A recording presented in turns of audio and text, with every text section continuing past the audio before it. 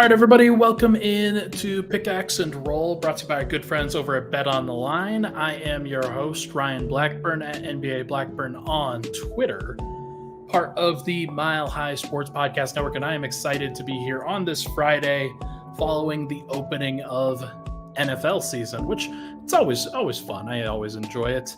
But we're going to talk basketball. We're going to talk basketball here on this basketball podcast. I'm going to talk about Julian Strawther, who is, I think, a very, very important fixture for this Nuggets season. One of the most important pieces, to be clear. I've got a lot of things planned. I've got a lot of different discussion points here. I've got some graphics that I'm going to put on the screen as well.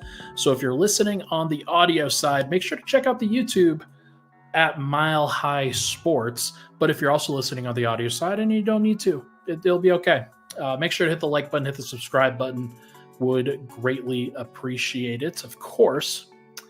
Real quick, this podcast, as you know, is brought to you by our good folks over at BetOnline, the number one source for all things betting and all things football.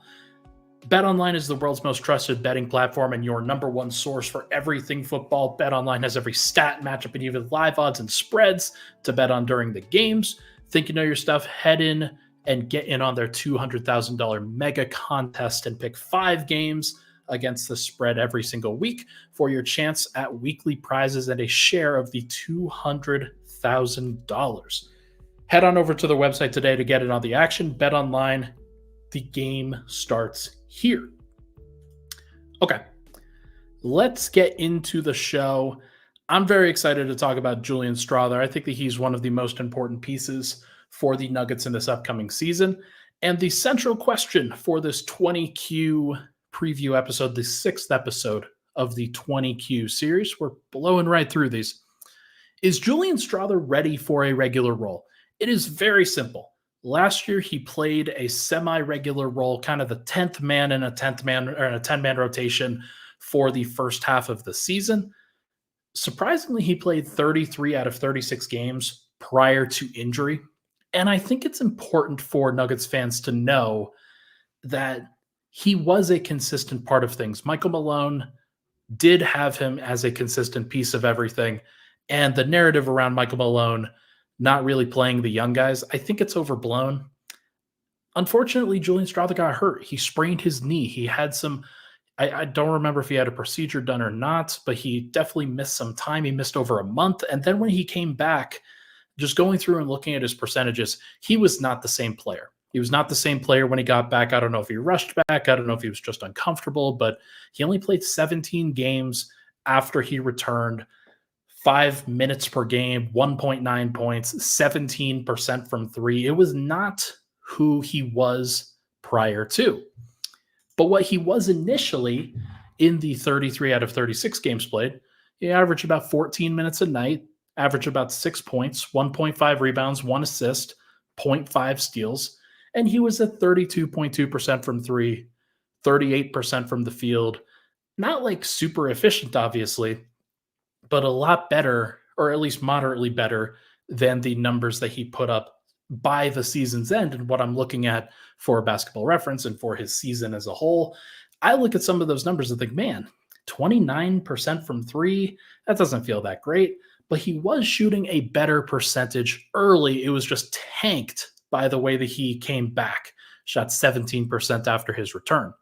So it is important to note that he was a decent rotation player in his rookie season before the injury. I went back as part of this and I watched every single 3 that he had attempted last season, every single one. And some things became very clear upon further review. Number 1, he can have some horrible misses, like not even close. A lot of times he is rushing. A lot of times he's off balance. He will take some difficult shots. And sometimes those will turn into some really, really ugly misses. And usually when you're an elite shooter, that doesn't happen that often.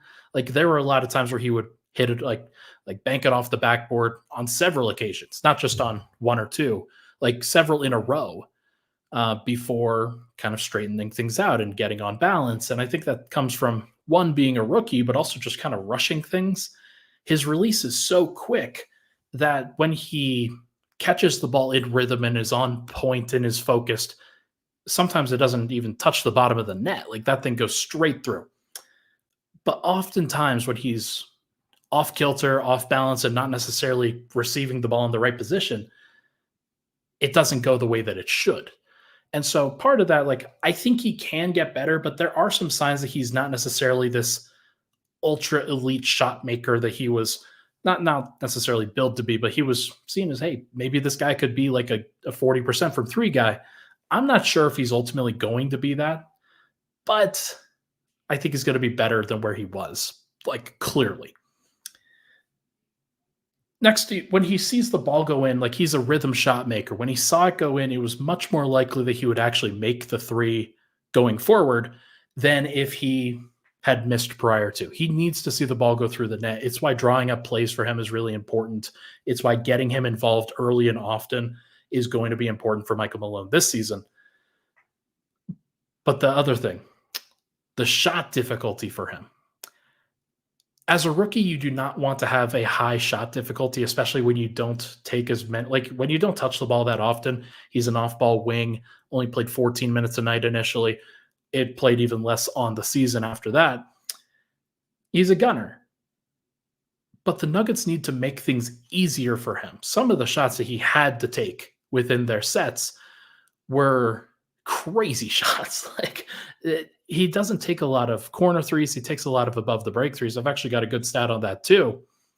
But the most important thing to remember with Julian Strawther is that when he's able to settle down and catch the ball easily and take a shot and just not have to think about too much beyond that, I think he's going to be a really solid shooter. I'm not sure if he's going to be elite. I think he's going to be solid. I think he's going to be one of those guys that you have to run off the floor. Like you have to run off the 3-point line. You have to force him to put the ball on the ground. But he is better at doing that than somebody like Michael Porter or somebody like Christian Brown or Peyton Watson. Like, I think he is capable in the in-between stuff. But most of this is focused on the 3-point percentage because that's ultimately going to be his ticket to consistent rotation time. He's got to be a 3-point shooter. If he's not a 3-point shooter, then I'm not sure what he's going to be good enough at to consistently earn time in the NBA. And so if he's not hitting his threes, if he's not ultimately making those shots, then career's probably not going to go the way that people hope. I just think that he will make those threes. I think he'll eventually get to that place. A couple other quirks here. Not as many rhythm shots as you would hope for him. Like, obviously playing off the bench, like Denver's not necessarily known for their stability off the bench, to be clear. But some interesting quirks on the passer from his shot. When Nikola Jokic passed him the ball, he shot 8 of 19 from 3, 42%. When Reggie Jackson passed him the ball, he shot 17 of 39 from 3, 43.6%. So the two primary guys that he actually saw the ball come from, Reggie Jackson, Nikola Jokic, he shot good percentages. When anybody else passed him the ball, like including Jamal Murray, including Christian Brown, Peyton Watson, other players that he played with, 16 of 72 from 3, 22.2%. I'm not sure how much that means, but to me, like what that makes me think of is it is a important thing for him to, like on the first read, if his first read is shoot off of a pass from Reggie Jackson and Nikola Jokic, then great. If it's a scramble situation and Julian Strawther has to think about a lot of different things, whether he's got to drive the closeout, whether he's got to create something off the bounce, and the ball kind of careens over to him from, like, let's say Christian Brown tries to create something, then passes the ball to Julian Strawther. Hey, you create something or you take a shot. That's not an advantageous situation. So I wonder if there's something to that if he plays with Nikola Jokic a little bit more, if he plays with, let's say Russell Westbrook really tries to get him going, I think that his 3-point percentage might jump a little bit. And that to me should be an exciting prospect for everybody. The other thing, I didn't put together a graphic on this, his proportion of above the break threes is way too high. Like, he doesn't get to the corner enough. He shot 37.5% from the corners, but he only took 16 threes from the corners this year. That is actually the 7th fewest corner threes of any player in the entire NBA that attempted at least 100 above the break threes like he did. He shot 122 above the break threes and 16 corner threes, which that to me says a lot about Denver's quality of shooting with their second unit. They're going to need some guys like at the top that just stay at the top that allow Julian Strawther to stay in the corners. But if, like, let's say Dario Saric is at the top a little bit more frequently, Peyton Watson's going to have to become a better three-point shooter. He'll have to be in the corner. And then Christian Brown will probably be on the wing, like as a secondary creator. Denver's going to have to find some ways to allow Julian Strawther to be in an easier shooting situation, because 16 corner threes is not enough. It is one of the lowest proportions in the entire NBA among corner three-point shooters. And then the only other guys that are above him or that had fewer corner threes than him are all like centers that pick and pop to the top of the key, or Vasily Micic. Like, it's very weird proportions. So I wonder if there's something to that. I wonder if there's a way that the Nuggets can make that work for them a little bit better, where Strawther's actually in the corner. CT said, what's up, CT? What do you think of his ability to play more on the ball? I'll link you his U19 games with Puerto Rico. He assumed a lot more on the ball usage. I think that there is something to it. I think that he'll be a secondary ball handler for the team. Going back and looking through it, his actual percentages of shooting floaters and like the in-between game, pretty low for the NBA level. It was something that he excelled with at college. It's something that he should eventually be able to do. But if the spacing is always cramped when he's playing, it's not like there's a lot of advantageous stuff. Playing with Jokic will obviously help him, but when he's playing with Russell Westbrook and Peyton Watson, and let's say he's also playing with Zeke Naji, then that could be pretty difficult for him to create space for himself with the ball. Now he is 6'7". He should be able to handle it. He'll get a little bit stronger. He will play a little bit more consistently. And that, like, just playing consistently often helps the second year guys for sure. So I think that there is something to that. But we'll see. We'll see. I think most important thing for him is to be a better catch and shoot 3-point shooter. And then beyond that, we will see where the game goes. Cedric asks, can Julian hopefully improve his defense? It's another thing that could potentially prevent him from playing more consistently. But I do think that the numbers on his defense are actually better than what I was expecting. When I went back and looked at some of the stuff, I thought, okay, I was going to expect him to really give up a lot of different plays, really give up a lot of different possessions. When he's on the floor, the defense isn't very good. It's hard for me to specifically pinpoint him on that. The actual numbers for him individually are fine. So I wonder if he could contribute to a defense if there are other good defenders around him. Like, hypothetically, a Jamal Murray, Christian Brown, Julian Strawther, Aaron Gordon, Nikola Jokic lineup. Can he be the three in that lineup? Absolutely. If he can't, then like that says a lot about him, because that should be a lineup where he excels. Jose says more DHO for him would be good, I think. I absolutely think so too. And Dario Saric and Nikola Jokic will be good options for him in that. There's no doubt about it that it'll be a better DHO situation than when he's playing with those guys than when he was playing early on with DeAndre Jordan and Zeke Naji. Like, it's just, there is more offensive pop from Saric. And if he's playing with Jokic a little bit more, like, there's no better DHO threat in the game than Joker. So those two have to develop some chemistry, and I think that they will.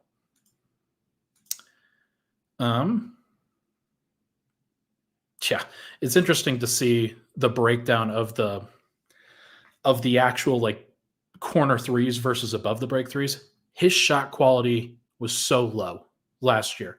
You would not expect it to be that low. He took deep threes. He took off balance threes. He took late shot clock threes. He had plays called for him where, like, hey, sometimes it's going to be a really, really tough possession in the corner off of an ATO, and like, just got to hit it. So he will get better at hitting those. I think he's just going to get better as a player. So we will talk about that, and sort of my expectations for him on the other side should be very interesting. When we come back, we are going to discuss the depth chart and some other interesting things that I have planned for talking about Strawther. We will be right back on Mile High Sports.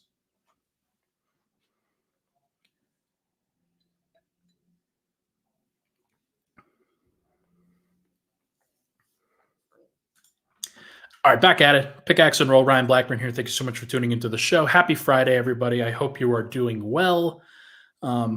Let's get into this real quick. We're going to talk about this depth chart real quick. I put this out there and got a lot of vicious responses in people discussing the depth chart and people discussing what their expectations are for the Nuggets. When I asked, "What do you notice?" ? Like, that's all I put. I didn't put anything specific. I just wanted to lay out what the team was. And there's a lot of fans of other teams that are looking to enjoy the downfall of the Nuggets organization. And they see this depth chart and they think, man, that is bad.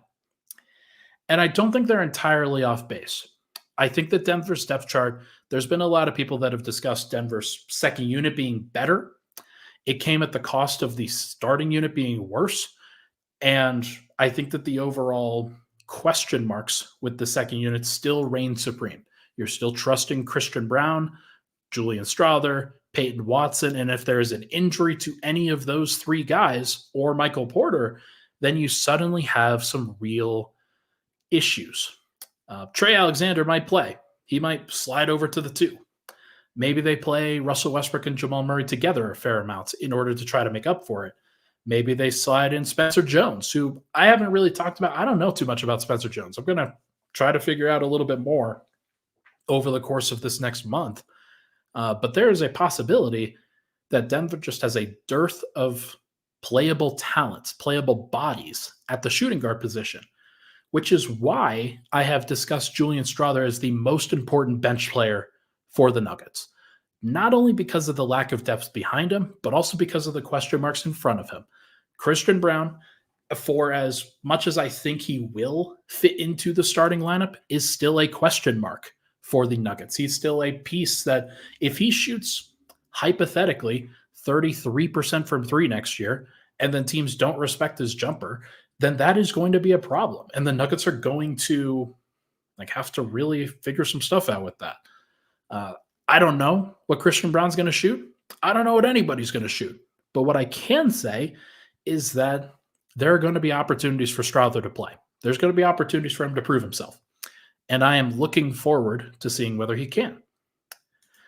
Next up, bench three-point shooting woes. This is something that I included in my article yesterday, but I think another important thing to discuss where some of the issues are for Denver. Russell Westbrook is not an efficient three-point shooter. Asking him to be would be very stupid. It would be very dumb. He's been a high-volume shot taker and somebody who sort of has to take some threes every now and then. But now, that's a position, that point guard spot, that you would expect to be able to shoot. And if Russell Westbrook is shooting under 30% from 3, which he has over the course of the last couple of years, then you're really putting a lot of stress on everybody else on the team. Dario Saric had a better three-point shooting year last year than what his career shooter statistics were. So if he does shoot 37 or 38 or even 39%, that'll help the team. But the fact that Zeke Naji has the third most threes made on the entire Nuggets bench, I think should be an illustration that, yeah, Denver's got some spacing issues. They do. Zeke has been pretty poor from a three-point shooting perspective over the course of the last couple of years, not just from a perspective of accuracy, but from a perspective of volume. He doesn't take it. He doesn't take that many. He doesn't trust it. And if he doesn't trust it, then how can the team trust it? Vlatko Cancar obviously didn't play last year, but I don't know if it's great to expect him to be a great three-point shooter next year. Peyton Watson, I think, is the same thing. We don't know if he's going to shoot better than what his career average was. But the fact is that he doesn't take that many. So it kind of comes down to Julian. It comes down to Julian Strawther and thinking, okay, can he provide the spacing the team needs? Can he and Dario Saric, is that enough? And I think the answer to that is we don't know. Bordering on no.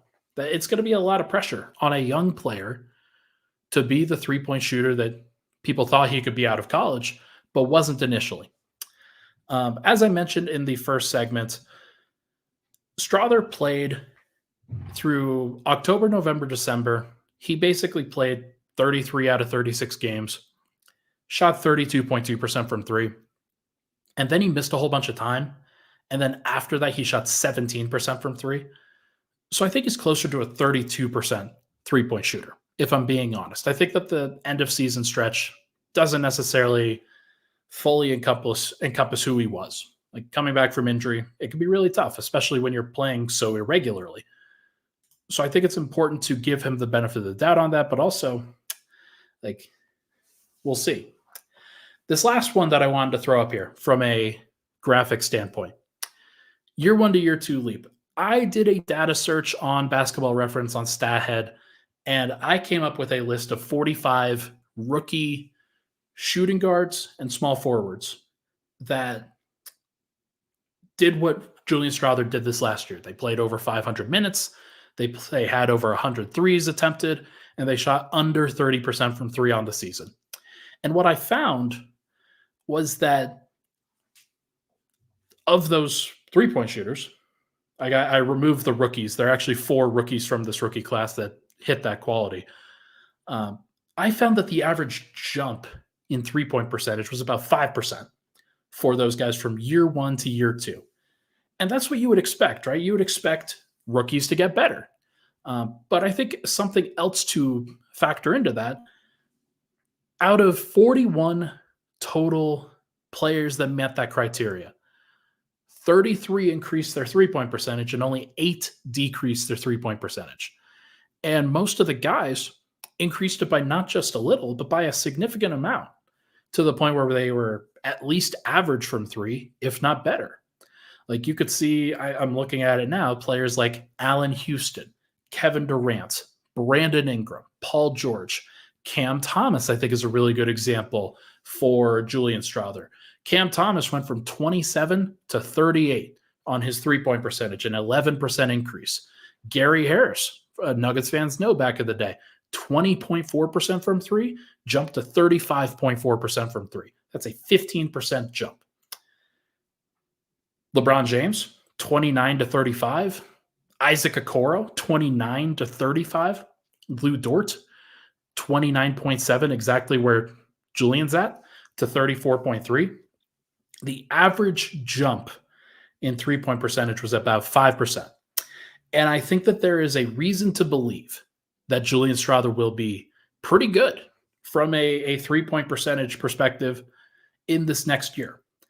Now, the variance of outcomes there, it could be him going to 31%. It could be him going to 34%. It could be him going to 37 or 40. I don't know. I couldn't tell you one way or the other. I think it's unlikely that it's 40. I actually think it's unlikely that it only jumps up to 31. I think it's very likely that he's kind of in the 34 to 37% three-point range, because he's going to have a lot of volume. He's going to have a lot of attention being paid to him, but he's also a good three-point shooter. We know this. We believe this. We feel pretty comfortable that Julian Strawther is a pretty good three-point shooter. The question is if he's great. I don't think his free throw percentage would say that he's great, and I don't think that it's like the situation that he's in is going to yield him being great from a efficiency standpoint. So you're probably looking at 34 to 37%. Is that enough? Is that enough of a jump for Denver's bench to be good? Probably not. Is it enough for the bench to be passable? Getting closer. So we're going to find out. We're going to see. we're going to see ultimately what it looks like for Julian Strawther. But I do think that he is one of those guys that Nuggets fans, they got to keep an eye on. You got to understand that he is going to be very, very important for this Nuggets team. He's going to be very, very important for everybody going forward. And it's very possible that he plays a significant role in the playoffs. I think there's a world where he plays the 6th most amount of playoff minutes on the team. Maybe even the 5th, depending on how Christian Brown does. You know that Jokic, Murray, Porter, and Gordon will play more, but there is a world where the Nuggets just need another spacer, and they prioritize that over defense. They might not. They might prioritize defense, but there's at least a world where he plays a lot and plays like a significant amount of minutes. So I'm looking forward to it. I'm looking forward to seeing what he can provide, what he does, how he fits with Jokic. That's the other thing that I think his 3-point percentage will jump for that reason. Like, he's going to play with Jokic more. He played 100 minutes with Joker or like 140 minutes with Joker in his rookie season and played over 400 minutes without him. And that proportion just has to change. It's got to be different. It's got to be better for Denver to actually be successful, for Strawther to be successful. So, and him just playing and being in a higher level in that rotation, that'll help. So we're going to find out. We're going to find out real quick if Julian Strawther is good enough to play. I think that he is, but I also think that there is a world where he isn't good enough, and the Nuggets are trying to figure out, okay, now we need a bench spacer. Now we need another body that we can trust. Even if he does play, like they could, and even if he does play well, they could absolutely justify getting another bench wing, somebody that could provide the versatility that a Justin Holiday did. So, going to be fascinating. Folks, I think that's going to do it for this episode of Pickaxe and Roll. Really appreciate the love and support on the podcast as always. What do you think about Julian Strawther? What do you think he's going to provide for this Nuggets team going forward? I am very curious to get your thoughts as well. Please hit that like button, hit that subscribe button on the way out. Really appreciate the love as always. And I will talk to you guys next week.